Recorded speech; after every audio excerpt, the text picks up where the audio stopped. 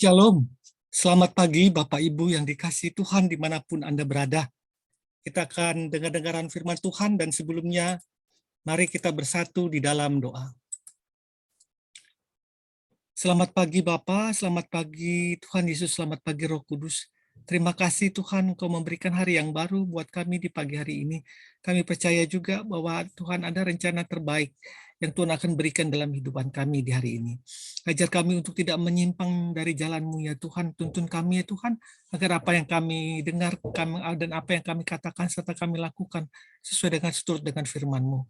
Kami siap untuk mendengarkan firman-Mu di dalam nama Tuhan Yesus kami telah berdoa. Amin.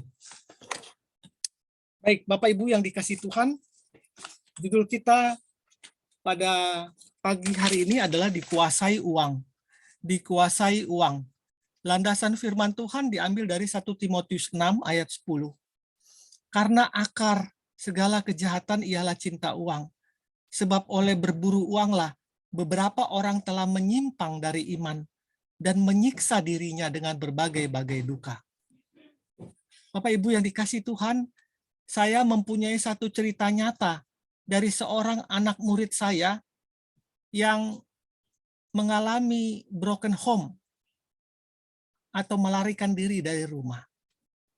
Hal ini tidak terjadi secara instan, tetapi diawali dengan hubungan orang tua mereka yang tidak harmonis, di mana awalnya adalah sang suami sudah tidak bekerja selama 8 tahun, dan sang istri bekerja di kawasan industri sebagai buruh. Mereka satu sama lain saling menyudutkan, di mana sang istri merasa dialah yang menghasilkan uang dan dia berhak untuk melakukan yang menurut dia baik buat dirinya.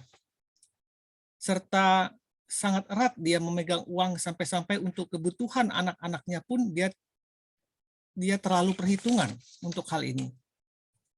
Juga terhadap suami dia berpandangan telah menyimpang dengan tidak lagi menganggap suami adalah kepala rumah tangga, dan suami pun tidak menerima hal ini dengan hikmat. Si suami melainkan melampiaskan amarahnya kepada anak-anak. Inilah awal dari permasalahan tersebut. Hal ini terus berlangsung bertahun-tahun hingga suatu momen terjadi pertengkaran antara sang ayah dengan sang anak ini, sehingga anak ini dipukul serta diusir dari rumah.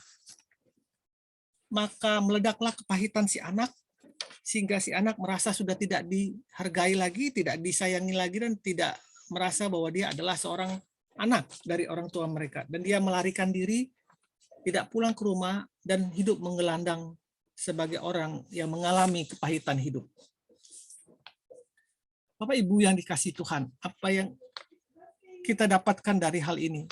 Bahwa Amsal 15 ayat 17 mengatakan lebih baik sepiring sayur dengan kasih daripada lembu tambun dengan kebencian.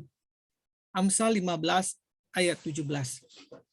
Banyak sekali rumah tangga yang mengalami kesulitan ekonomi tetapi bisa selamat dari hal perpecahan di dalam rumah tangga, karena mereka melihat bahwa lebih baik sepiring sayur dengan kasih daripada lembu tambun dengan kebencian, di mana mereka terus berlandasan dengan kasih Tuhan, terus berdoa dan menaikkan permohonan syukur dan perlindungan daripada Tuhan.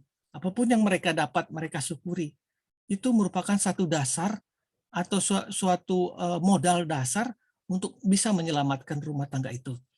Jika kita melihat kejadian seperti yang anak murid saya alami tadi, bahwa di sana tidak dilandasi oleh kasih, di mana sang suami dan sang istri melihat melulu hal ini dari sudut pandang uang.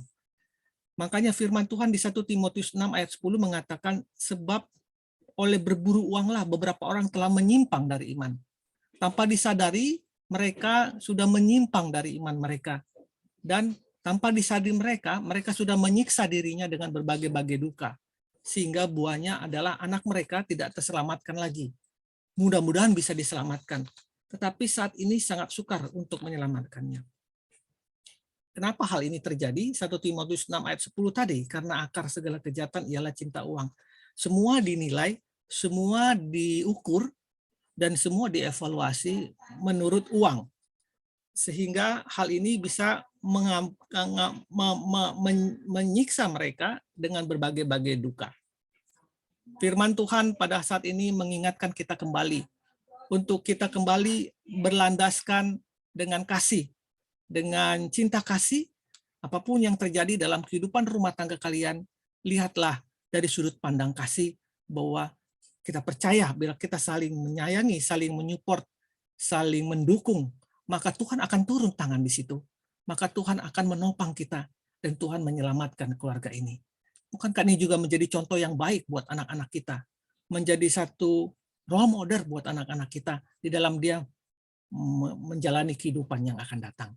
Kiranya Tuhan memberkati kita, kiranya Tuhan menguatkan kita, dan Tuhan memberkati kita dengan kasih-Nya Tuhan, sehingga kita mampu untuk menjalani kehidupan ini dengan penuh sukacita bersama Tuhan, dan keluarga kita pun diselamatkan. Tuhan memberkati kita semua. Amin.